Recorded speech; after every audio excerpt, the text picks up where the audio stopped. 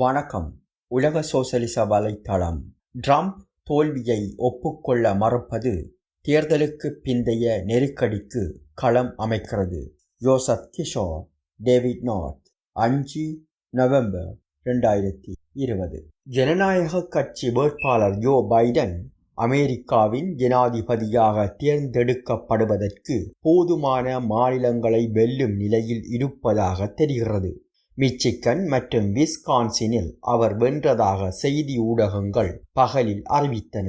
மேலும் அவர் தற்போது முன்னிலை வகிக்கும் நெவாடா மற்றும் அரிசோனாவில் அவர் வெல்ல வாய்ப்புள்ளது. அவர் பென்சில்வேனியா, வட கரோலினா அல்லது ஜோர்ஜியாவை வெல்லாவிட்டாலும் கூட இது அவரை 270 தேர்தல் வாக்குகளை பெறும் நிலையில் இருத்தும். இந்த 3 மாநிலங்களில் ட்ரம்ப் தற்போது முன்னணியில் உள்ளார். ஆனால் தபால் மூலமான வாக்குகள் எண்ணப்படுவதால் அவரது பெரும்பான்மை குறைந்து வருகிறது. எவ்வாறாயினும் பைடன் ஒரு முறை தனது மோசமான கனவு என்று விவரித்திருக்கும் தேர்தலில் ட்ரம்ப் தனது தோல்வியை ஏற்றுக்கொள்ள மாட்டார் என்பது உண்மையில் வெளிவருகிறது. புதன்கிழமை அதிகாலை வெள்ளை மாளிகையில் ஒரு அசாதாரண உரையில் ட்ரம்ப் தன்னை வெற்றியாளராக அறிவித்தார். வெளிப்படையாக நாங்கள் இந்த தேர்தலில் வெற்றி பெற்றோம் என்று அவர் கூறினார். எனவே நாங்கள் அமெரிக்க உச்சநீதிமன்றத்திற்கு செல்வோம். அனைத்து வாக்களிப்பும் நிறுத்தப்பட வேண்டும் என்று நாங்கள் விரும்புகிறோம். வாக்களிப்பு முடிவடைந்தது என்று அறிவித்ததன் மூலம் சட்டபூர்வமாக சமர்ப்பிக்கப்பட்ட தபால் மூலமான வாக்குகளை தொடர்ந்து எண்ணுவதை நிறுத்துவதையே ட்ரம்ப் கருதுகிறார். ட்ரம்ப் நேற்று இதனை இரட்டிப்பாக்கி இன்னும் போட்டியிலுள்ள ஒரு தொடர் மாநிலங்களில் தனது வெற்றியை அறிவித்தார். தேர்தல் வாக்கு நோக்கங்களுக்காக ட்ரம்ப் பாரிய அளவு முன்னணியில் உள்ள காமன்வெல்த், பென்சில்வேனியா, ஜோர்ஜியா மாநிலம் மற்றும் வட கரோலினா மாநிலம் ஒவ்வொன்றிலும் இவ்வாறு நாங்கள் கூறியுள்ளோம் என்று அவர் எழுதினார். மேலும் மிச்சிகன் மாநிலத்திற்கு நாங்கள் உரிமை கோருகிறோம்.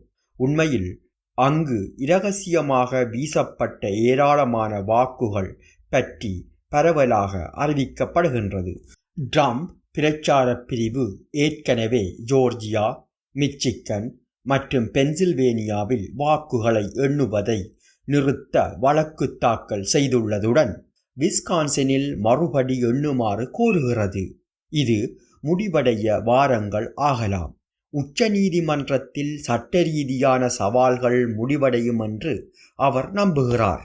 அதில் இப்போது அவரது மிக சமீபத்திய வேட்பாளர் ஆமி கோனி பேரட் அடங்குவார். சில வாரங்களுக்கு முன்பு ஜனநாயக கட்சியின் கடுமையான எதிர்ப்பின்றி அவர் பதவிக்கு உயர்த்தப்பட்டார். முடிவுகள் ஆட்சேபனை செய்யப்பட்டால் மிச்சிகன் போன்ற மாநிலங்களில் குடியரசுக் கட்சி மாநில சட்டமன்றங்கள் தங்களது சொந்த ட்ரம்ப் சார்பு பிரதிநிதிகளை பரிந்துரைக்க முடியும். தேர்தல் முடிவுகளை சவால் செய்ய ட்ரம்பின் முயற்சி தீவிர வலதுசாரி சக்திகளை அணிதிரட்டுவதோடு சேர்ந்து வருகிறது. புதன்கிழமை இரவு நூற்றுக்கணக்கான ட்ரம்ப் ஆதரவாளர்கள் சிலர் நீண்ட துப்பாக்கி ஆயுதமேந்தி அரிசோனாவில் வாக்குகள் எண்ணும் நிலையத்தினுள் உள்நுழைய முயன்றனர். புதன்கிழமை பிற்பகல் மிச்சிகன் தேர்தல் அலுவலகங்களின் முன் ஏற்பாடு செய்யப்பட்டுள்ள எண்ணிக்கையை நிறுத்து போராட்டங்கள் திட்டமிடப்பட்டிருப்பவை தொடர்பான ஒரு சிறிய அறிகுறியாகும். வாக்கு எண்ணிக்கையை நிறுத்துவதை நோக்கமாக கொண்ட கூடுதல் ஆர்ப்பாட்டங்கள் இன்று ஜோர்ஜியா, பென்சில்வேனியா மற்றும் மிச்சிகனில் திட்டமிடப்பட்டுள்ளன. மேலும் ட்ரம்ப் சார்பு ஆர்ப்பாட்டக்காரர்கள் அரிசோனாவிலும் எதிர்பார்க்கப்படுகிறார்கள்.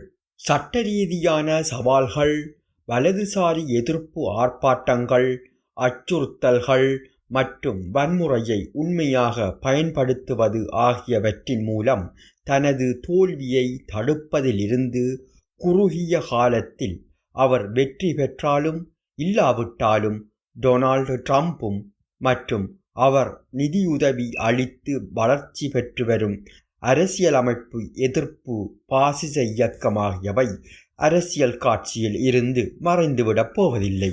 கடந்த ஜூன் மாதம் சதி முயற்சித்ததில் இருந்து உலக சோசலிச வலைத்தளம் பல முறை எச்சரித்ததைப் போல ட்ரம்பின் அரசியல் மூலோபாயம் ஒருபோதும் தேர்தல் கணக்கீடுகளுடன் மட்டுப்படுத்தப்படவில்லை. கடந்த 3 மாதங்களில் அவர் வெறுமனே ஜனாதிபதி என்பதை விட பாசிச தலைவரின் பாத்திரத்திற்காக அதிகமாக பிரச்சாரம் செய்து வருகிறார். அந்த பாசிச வகைப்பட்ட பிரச்சாரம் இன்னும் முடிவுக்கு வரவில்லை. இறுதி வாக்களிப்பு முடிவு அவருக்கு எதிராகச் சென்றாலும் ட்ரம்பும் அவரை சுற்றியுள்ள இயக்கமும் அமெரிக்க அரசியலில் தொடர்ந்து முக்கிய பங்கு வகிக்கும். புதன்கிழமை வெளியிடப்பட்ட ஒரு கவனமளிக்கக்கூடிய தலையங்கத்தில் பிரிட்டிஷ் பைனான்சியல் டைம்ஸ் வெற்றியை அறிவிப்பதிலும் வாக்கு எண்ணிக்கையை சவால் செய்வதிலும் ட்ரம்பின் நோக்கம் முடிவை முன்கூட்டியே தீர்மானிப்பது மட்டுமல்ல, ஜனாதிபதி பைடனை ஜனநாயக கட்சிக்காரர் தேர்ந்தெடுக்கப்பட்டால் சட்டவிரோதமானவர் என்று களங்கப்படுத்துவதாகும். அவர் இன்னும் வெற்றி பெறக்கூடும் என்று எழுதியது. பைனான்சியல் டைம்ஸ் தொடர்ந்தது. ஓரளவு உறுதிப்பாட்டை தரக்கூடிய ஒரு நாளில் அமெரிக்கா ட்ரம்புடன் கணக்கு தீர்த்து கொள்ளவில்லை என்பதை உறுதியாக கூறலாம். அல்லது ஒருவேளை அதற்கு மாறாக ஒரு தடவை மட்டும் நிகழ்ந்த ஒரு புரட்சியாக அவரை பொது வாழ்க்கையிலிருந்து அகற்றும் ஒரு தேர்தல் அவருக்கு அதில் ஒரு நீடித்த மற்றும் மையப் பங்கை கொடுத்துள்ளது. அவர் ஜனாதிபதியாக தொடர முடியாவிட்டாலும் அவர் குடியரசுக் கட்சியின் எதிர்ப்பின் குரலாக மாறுவார். தேர்தலுக்கு ட்ரம்பின் ஆக்ரோஷமான பிரதிபலிப்பு பைடனின் வெற்றியின் குறுகிய அளவினால் எளிதாக்கப்பட்டுள்ளது. மேலும் இறுதி வாக்குகளின் மொத்தம் முன்னாள் துணை ஜனாதிபதிக்கு தேவையான 270 தேர்தல் வாக்குகளை அளிக்கலாம் என்று கருதப்படுகின்றது.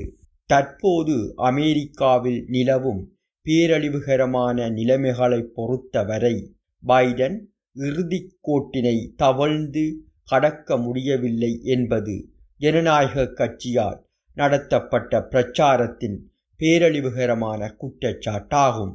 பைடனின் சொந்த விளிம்பு நிலையிலுள்ள வெற்றியின் அளவு மீண்டும் தற்போதைய போக்கு தொடர்கிறது என்று கருதினால் மெல்லிய காகிதம் போல் இருப்பது மட்டுமல்லாமல் ஜனநாயக கட்சியினரின் நாடு தழுவிய செயற்பாடும் பரிதாபகரமாக இருக்கின்றது.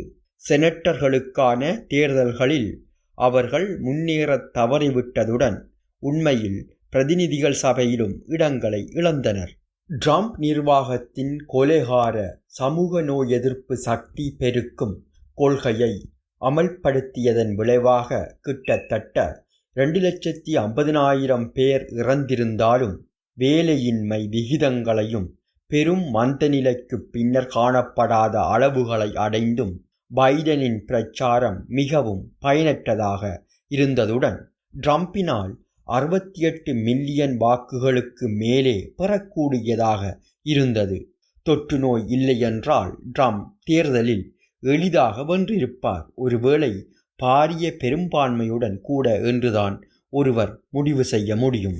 வால் ஸ்ட்ரீட், உளவு அமைப்புகள் மற்றும் இராணுவத்தின் ஒரு கட்சியான ஜனநாயக கட்சி தொழிலாள வர்க்கத்தின் சமூக நலன்களுக்கு அழைப்பு விட இயல்பாகவே இயலாததாக உள்ளது. தொற்று நோயை பொறுத்தவரை ஜனநாயக கட்சியினர் ஒரு தேசிய முகக்கவசங்களை அணிவதைத் தவிர வைரஸை நிறுத்தவோ அல்லது பரந்த வேலையின்மை மற்றும் வறுமையை சமாளிக்கவோ எதுவும் முன்மொழியவில்லை. தற்போது தொற்று நோயின் மையமாக இருக்கும் விஸ்கான்சின் போன்ற மாநிலங்களில் பைடன் தனது வாக்குகளின் சதவீதத்தை 2016 கிளின்டனுடன் ஒப்பிடும்போது ஓரளவுக்கு மட்டுமே அதிகரிக்க முடிந்தது. ட்ரம்பின் வாய்வீச்சு மற்றும் தொழிலாள வர்க்கத்தை பிரதிநிதித்துவப்படுத்துவதற்கான அவரது கூற்றின் மோசடி தன்மையை அம்பலப்படுத்த முற்படுவதற்கு பதிலாக ஜனநாயக கட்சி அமெரிக்க சமூகத்தில் முக்கிய மற்றும் தீர்க்ககரமான பிரச்சினையாக இனத்தை இடைவிடாமல் ஊக்குவிப்பதை இரட்டிப்பாக்கியது. ட்ரம்பின் இயல்பான மற்றும் கண்மூடித்தனமான அர்ப்பணித்த வாக்காளர்களாக வெள்ளையின தொழிலாள வர்க்கத்தை இழிவுபடுத்தும் அனுபவவாத ரீதியாக தவறான மற்றும் அரசியல் ரீதியாக பிற்போக்குத்தனமான கதைகளை ஊக்குவிக்க அது எல்லாவற்றையும் செய்தது. மேலும் பிரச்சாரத்தின் இறுதி வாரங்களில் பைடன், மிச்சிகன் ஆளுநர் விட்மர் உட்பட ஜனநாயக கட்சி அதிகாரிகளுக்கு எதிரான பாசிச வன்முறையுடனான ட்ரம்பின் நெருங்கிய தொடர்பு மற்றும் வெளிப்படையான ஊக்குவிப்பின் முக்கியத்துவம் பற்றி எதையும் குறிப்பிடவில்லை.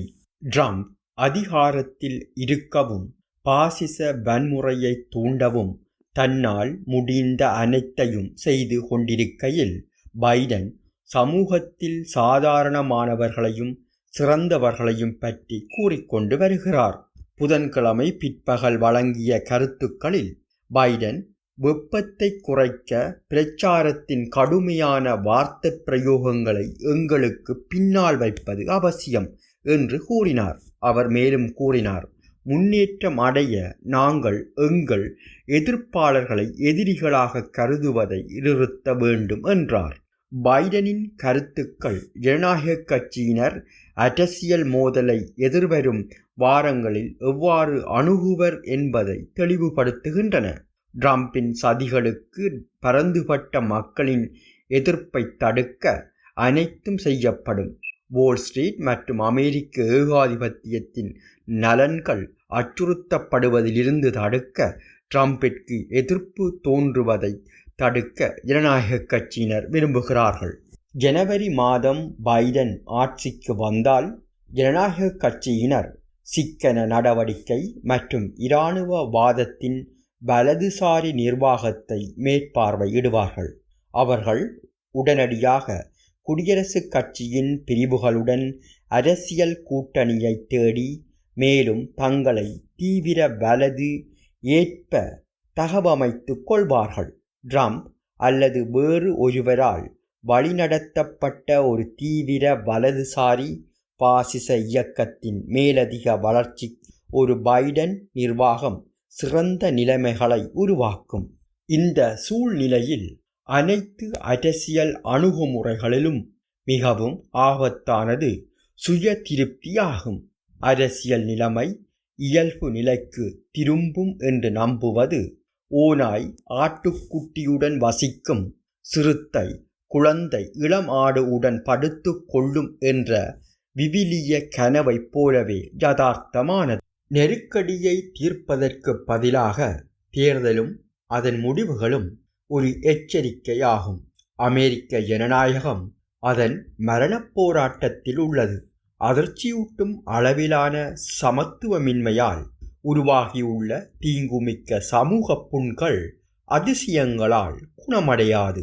தொழிலாள வர்க்கத்தை எதிர்கொள்ளும் ஆபத்து என்பது அமெரிக்க சர்வாதிகாரத்தின் ஒரு வடிவமாகும். இது இராணுவம் மற்றும் போலீஸை உள்ளடக்கி பாசிச பிரிவுகளுடன் இணைந்து ஒழுங்கமைப்பின் பாதுகாவலர்களாக தங்களை சித்தரிக்கிறது. இந்த உண்மையான அரசியல் அச்சுறுத்தல் தோற்கடிக்கப்பட முடியும். ஆனால் அதற்கு ஜனநாயக கட்சி மற்றும் அதன் அரசியல் முகவர்களிடமிருந்து முற்றிலும் சுயாதீனமான தொழிலாள வர்க்கத்தின் வெகுஜன சோசலிச இயக்கத்தின் வளர்ச்சி அவசியப்படுகிறது. 2020 தேர்தல் பிரச்சாரம் முழுவதும் சோசலிச சமத்துவ கட்சி அபிவிருத்தி செய்த மற்றும் மேம்படுத்தப்பட்ட அரசியல் பகுப்பாய்வு மற்றும் வேலை திட்டம் சரியானது என்று நிரூபிக்கப்பட்டுள்ளது.